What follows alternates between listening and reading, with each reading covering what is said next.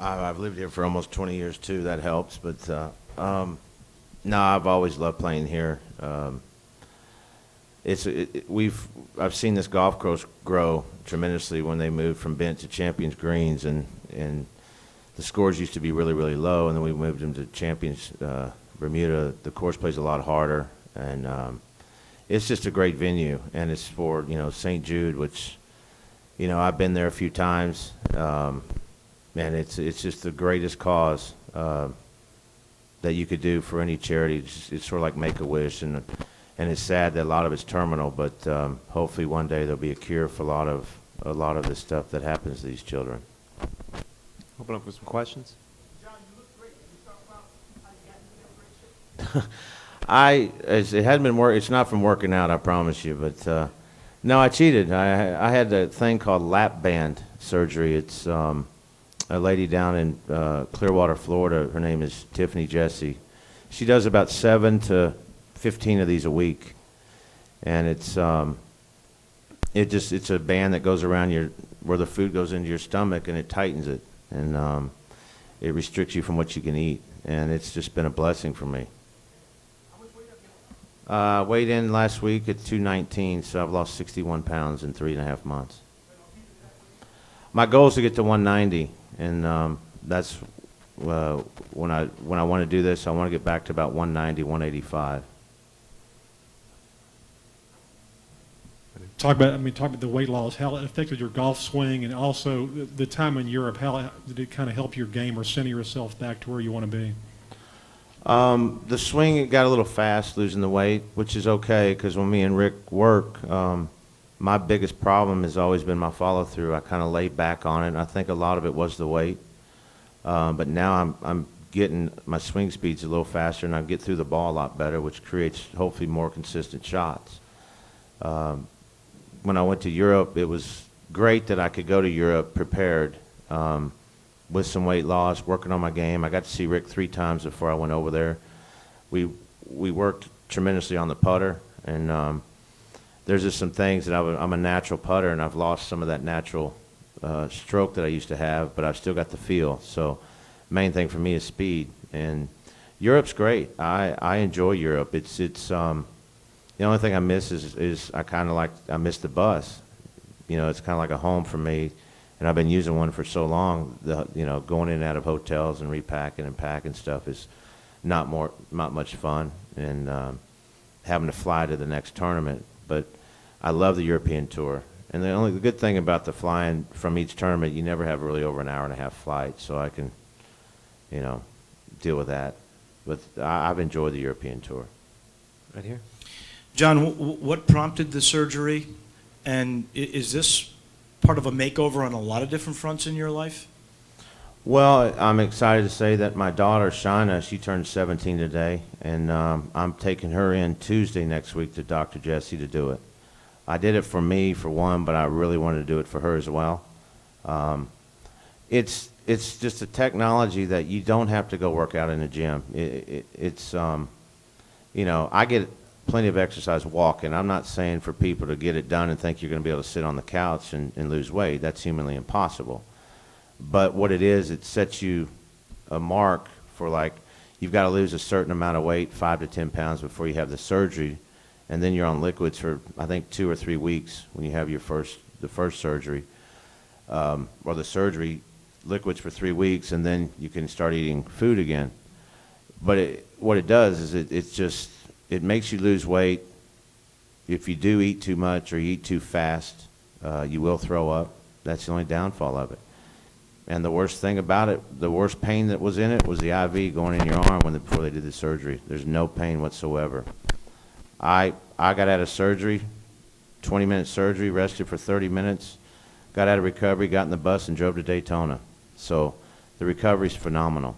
I think if you're a sports player, you do a lot of active stuff, like golf. I had to wait like a week before I could chip, and then I was playing golf in like 10 days. It's just phenomenal. Steve. Welcome back. The suspension now in the books. Are you on double secret probation, or you got a clean slate going forward? And I've been reading a lot about what you've been saying. It sounds like this time they got your attention, and you're going to do everything within your power to make sure you keep it so to speak? Well, I looked at this time off. You know, I hated to miss the three tournaments in Abu Dhabi, Qatar, and Dubai. I've always wanted to go back there. But I decided that, you know, getting my John Daly Enterprises back on track, losing the weight, truly finding out what's the best ball for me, what's the best clubs for me, working that way, and turn it all in just to a positive. And, you know I really wanted to play, but I thought taking that extra month or two off.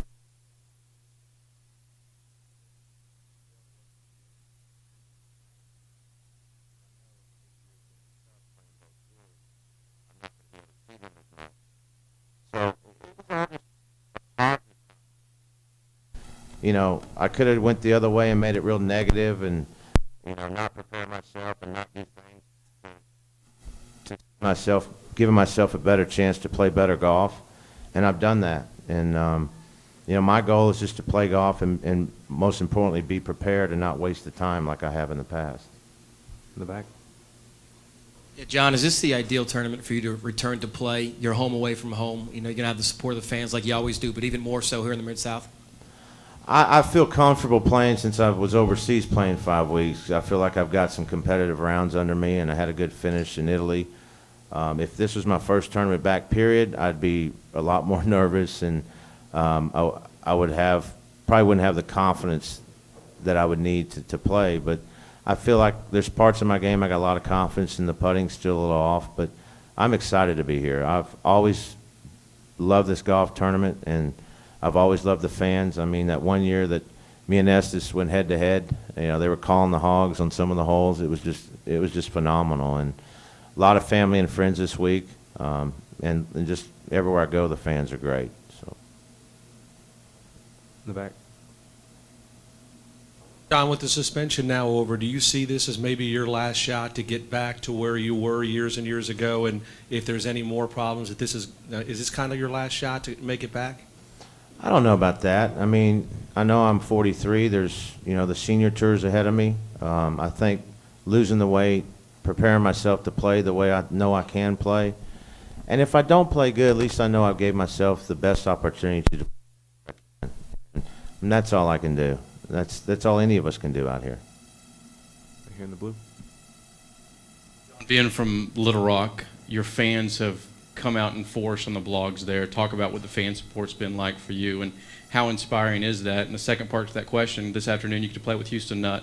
Talk about what that's going to be like playing with the former Hog coach, current Rep coach. Like I said, the fans are phenomenal, and I'm excited to play with Coach. We've talked a lot. You know, he's a Hog in my opinion, but I always root for Ole Miss and I love Texas Longhorns too for some reason. But anytime they play Arkansas, I'm going to root for the Hogs. But me and Coach are really good friends. We've had a saying my mom used to say to me all the time, champions come from the heart, and he put it up in the locker room at University of Arkansas. And, you know, we're just really good friends. And I've never played golf with him, though. The times that we tried, he was either doing camps or he was too busy. But it's going to be exciting. I got him some Loudmouth clothes today. We kind of got gray and red Ole Miss colors. So we'll all be matching out there today. Right here in the front. Away, did you have time to just kind of reassess where you were, and not just in your golf game, but your life, and just trying to figure out, you know, where do I go from here? Because it seems like there's always turmoil surrounding it. It seems like you're a little more settled now. Well, I just put everything into perspective, spend time with my kids, lose the weight. Rick Smith's been a blessing. I mean, he's kind of a field coach, but he likes for you to hit a lot of golf balls when I'm with him, and I have no problem with that. But he gets it to where I'm hitting them right. And you know, a lot of times I'll go practice by myself, and you get complacent, and you start maybe getting into some bad habits with the swing. And it's just repetition needs to be good, is what he tells me, not just something you do. Anybody can do repetition, but you got to know you're doing it right. And to have his eyes to know, well, that swing was a little flat, divot in front of the ball, divot in front of the ball, divot in front of the ball. That's all I hear from him. I'm sick of it, but it's the truth. And we've worked really hard, and he'll be out here today. I hadn't seen him since I left for Europe, so I'm excited to see him too. Doug. JD, do you see this at all as a last chance, given your age, how much time you're off, et cetera, et cetera? Not that you're old. I'm just suggesting you're not 20 anymore. Yeah, I mean, I don't know what a last chance really is. I mean, last chance to me is when you're 6 feet under. So, I love this game. I really do. And I know deep down in my heart I may never be the #1 player in the world, but I know that I love golf and I love to compete, and the satisfaction of having that opportunity, knowing I'm prepared to play. I've never been able to see what my best potential is, because I've told y'all before, I've wasted a lot of years. I enjoy doing it, but I see these guys work and work and work, and that's what I need to do. I don't think I need to be a VJ Singh or anything, but I need to work on some things that can make me better. And it's golf is my life. I mean, it's the only thing I've been able to do, provide for my family, for myself, and I just want to be more serious about it. I want to prepare myself more. I don't think it's the last chance. I think I'm giving myself a chance to be the best player that I can be, and to me, that's all that matters.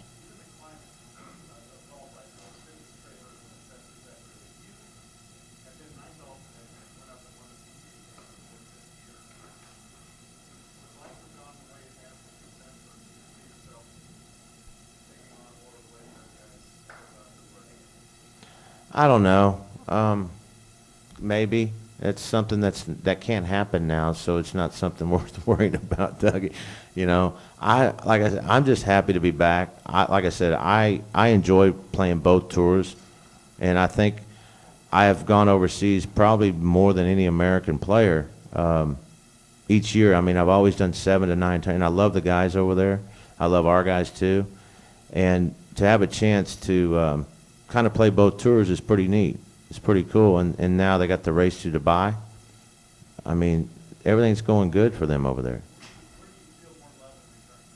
Both. I'm, the European Tour we've stressed, and a lot of the players have too, is what we do over here is the cameras are tough. They don't secure that as well as we do. It's tough to hit a golf shot when a flash is going off right on your downswing. I've paid the price for that at Honda that year. And, it pretty much put me out for quite a while. That's the only negative about the European Tour is the cameras. Other than that, it's just as good as this. The money might not be as big. The tournament's recognizable, might not be as big, but it's a great tour to play. Speaking of cameras, what was the fallout from Australia? Because there were a couple players that kind of spoke up in your defense about just how outrageous that thing was. Did you have any sanctions from the tournament? Anything come out of that? No, we had a meeting, but it wasn't anything like that. It was like I was playing with Darren Clark and Robert Allenby, and we all had told that same guy, enough's enough. He did it. And the tough part is I stopped a marshal from flashing the camera on Robert Allenby. So, and you got a marshal holding up a sign, no cameras or cell phones, with a camera taking a picture of Robert Allenby. Now, you tell me what makes sense. I mean, and those cloudy days, that's when it's the worst. And but we had warned that guy, I think it was 9 or 10 times. I don't know how many times, and I don't know why he did what he did, but I don't know if you all ever saw the picture. It wasn't much, but it was this far from my eyes, and it blindsided me. And if it had been anybody else that we didn't know or we hadn't warned, it probably would have been okay. But he knew he'd been warned, and there was nothing that ever come of it. I know he sold it on eBay, made him some money, and that's fine with me. I don't care. But no, it was rude. It was rude, is what it was. Right here. John, what was your first thought when Loudmouth approached you? Well, I've known Larry Jackson for a lot of years, and he was out and about. I was playing Bel Air Country Club, and he was kind of driving around. He came and saw me. The next thing you know, the next day we had a meeting. I thought he's just going to come over and just talk and see how things are going, if I need anything. And he says, I got these pants and these shirts. You want to wear them? I said, well, nobody else is throwing anything free at to me right now. I said, yeah, let me look at them. First impression was, wow, they are loud and they're bright, but you know, they feel comfortable and they're good quality pants. And, you know, you go back in the 60s, 70s, and 80s, it's not a lot different than what those guys wore. So we're having a blast with it. You know, we're just hopefully selling a ton of them. Right here. John, without getting into the particulars, there was an interesting column in the local paper today involving your wife. I was just curious, what is it like to have your life played out in such a public fashion? I don't know. You know, it's just what it is, you know. There's a lot of good things go with it and some bad do. And this just got to get over the bad stuff and, you know, just try and concentrate on the positives. Steve, go ahead. Gave me the impression by what you did just say, practicing and taking it seriously, that you've come to the conclusion that you kind of took this for granted for a while, that it would always be here and it would never go away. It sounds like you've come to understand that just none of this is a certainty for any of you guys out here in time to knuckle down and kick ass while you still can. Yeah, I mean, it went in spurts. You know, it seemed like when the majors come around, I would really work hard. And, you know, if the tournaments that I was, you know, when you have a 10-year exemption out here and then you win another one and get another 10-year, you think you're going to be out here for life. And I took that for granted. And I didn't take all the golf tournaments as serious as I should have. And, you know, it's kind of like, I don't know if you guys know Thomas Anderson, used to be the linebacker for the Cowboys. He said he'll never know how good he could have been. And that kind of sticks with me a lot. But, you know, the good news is I can still salvage a great career. I've had a great career. I'm not going to down my career. It's been hell. There's no doubt about it. But, you know, when I was 16, 17 years old, wanting to be on the tour, if I'd have told myself, if I knew I was going to win 2 majors, would I have taken that? I think at 17 years old, you'd take just being able to play in a major good enough. So when you put it all into perspective, the bigger the tournament was, the harder I worked. But it's like VJ's told me, the practice could pay off 6 months down the road. It could pay off a week down the road. It could pay off a year down the road. But sooner or later, that's what Goose told me yesterday, sooner or later, it's going to pay off. Just a couple more questions in the back. John, I noticed you and Tim Herron shared a hug and a couple of words on the practice green yesterday. Can you talk about how your colleagues on tour have accepted you coming back? Robert Gomez and Lumpy were the first 2 people to call me when all that stuff went down, and they just seeing if I was okay. Pat Perez called me. Petrovic's been really cool.